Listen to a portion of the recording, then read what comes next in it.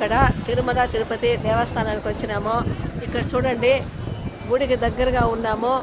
ఇక్కడ శంఖ చక్రాలు, నాము ఇవన్నీ కనిపిస్తున్నాయి. చూడండి నాము, చక్రము, శంకు కనిపిస్తుంది. ఇక్కడ మీకు కనిపిస్తున్నాయి. చూడండి క్యూ లైన్లకు, దేవుడి దగ్గరికి క్యూ లైన్లకు పోయే రోడ్డు కనిపిస్తూ ఉంది. ఇక్కడ భక్తులంతా చాలామంది ఉన్నారు. ఇక్కడ చూడండి మీకు కనిపిస్తుంది గోల్డ్ కలర్లో అక్కడ కొన్ని కట్టడాలు కనిపిస్తున్నాయి.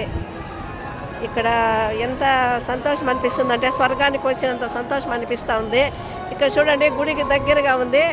గుడికి ముందర గల ఇది గాలి గోపురం చూడండి. ఇక్కడ చెట్లు అవన్నీ కూడా బాగా అందంగా ఉన్నాయి. వైకుంఠానికి వచ్చేసామనుకోండి. కలియుగ దైవము వెంకటేశ్వర స్వామి చూడండి ఎంత బాగా బ్రహ్మోత్సవాలు జరుగుతున్నాయంట. బ్రహ్మోత్సవాలకు ముందు ఎంతగా డెకరేషన్లు చేశారు.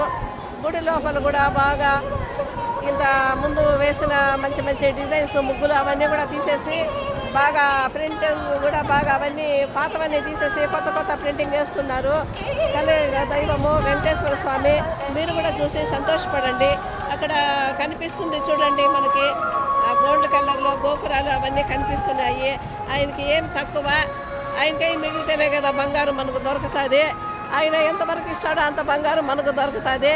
ఆయనే మనకు బంగారము, వేరే బంగారంతో మనకి ఏం పని ఉంది. కలియుగ దైవము వెంకటేశ్వర స్వామి భగవంతుడిని ఇలా చూడడం కూడా అదృష్టము.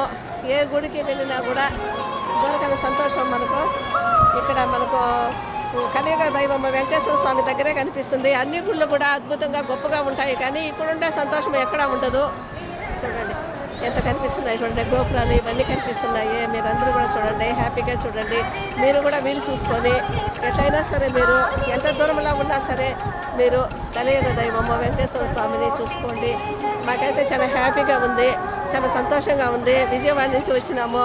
మాకు తిరిగి రావాలని మళ్ళా బలమైన కోరిక కలిగింది. మరి ఫిబ్రవరిలో మళ్ళీ మేము ఇక్కడికి బుక్ చేసుకునేసాము. చూడాలని అనిపిస్తుంది. ఎంత మానసిక సంతోషం ఉంటుందో. మన ఇంట్లో ఏదైనా కొంచెం మనసు బాధ అనిపించినా కూడా, ఏదైనా చిన్న చిన్న సమస్యలు ఉన్నా కూడా అవన్నీ కూడా భగవంతుని చూడడం వల్ల మనకు అవన్నీ కూడా పోతాయి. మన మనసులు ప్రశాంతత అవుతాయి. మనకు ఇంకా కొంతకాలం జీవించే అవకాశం కలుగుతుంది. ఈ భగవంతుడి దర్శనం చేసుకుంటే, ఈ కొండ మీద అడుగు పెడితేనే మనకు ఆ భగవంతుడిని చూడకపోయినా కూడా ఇక్కడ ఉండే పరిసరాలు, ఇక్కడ ప్రకృతిలోనే మనకు భగవంతుడు మొత్తం కనిపిస్తాడు. మీరందరూ కూడా చూస్తారనే ఆశతోటి ఇవన్నీ వీడియోలు తీస్తున్నాను, యూట్యూబ్లో పెడుతున్నాను. మీరు చూసి సంతోషపడండి. చాలా హ్యాపీ అనిపిస్తుంది. నిజంగా మనకు మనల్ని పుట్టించిన దేవుడు మనకు ఈ రూపంలో కనిపిస్తున్నాడు. ఆ దైవం ఇక్కడ వెలిసినాడు. ఆ భగవంతుని చూస్తే కూడా మనకు చిన్న చిన్నపాటి అనారోగ్య సమస్యలు ఉన్నా, ఏదైనా మానసికంగా ఏదైనా చిన్న చిన్న బాధలు ఉన్నా, ఏ సమస్యలు ఉన్నా కూడా భగవంతుడి ద్వారా మనకు తప్పకుండా అవన్నీ తొలగిపోతాయి.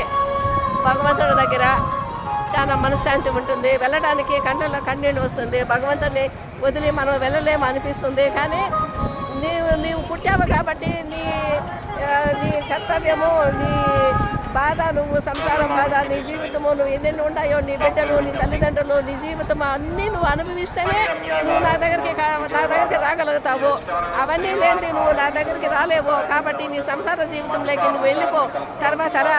అందుకే పునర్దర్శ ప్రాప్తి రస్తునేసి మనకి ఇక్కడ కమాండ్ లాగా కూడా పెడుతున్నారు. ఇక్కడ అవి చూస్తే సంతోషం అనిపిస్తుంది. భగవంతుని చూడాలా, రావాలా, పోవాలా అనుకోవడం కూడా అది కూడా మన చేతిలోనే పెట్టాడు. రాకూడదని ఆయన ఎవరు అనడం లేదు కదా. మనం రావాలనుకుంటే మన చేతిలో నిర్ణయమే. భగవంతుడు అది కూడా మనకే అప్పచెప్పాడు దేవుడు. నువ్వు నన్ను చూడాలా, రావాలనుకుంటే ఇక్కడికి రావచ్చు. రాలేని పరిస్థితుల్లో ఇంట్లో కూడా నువ్వు పూజలు చేసుకోవచ్చు, నన్ను తలుచుకోవచ్చు. రాలేని వారు కూడా వెంకటేశ్వర స్వామిని తలుచుకుంటూ ఇంట్లో కూడా మనము దేవుడిని ప్రార్థన చేసుకోవచ్చు. భగవంతుడి మీద ఏకాగ్రతగా ఉండొచ్చు.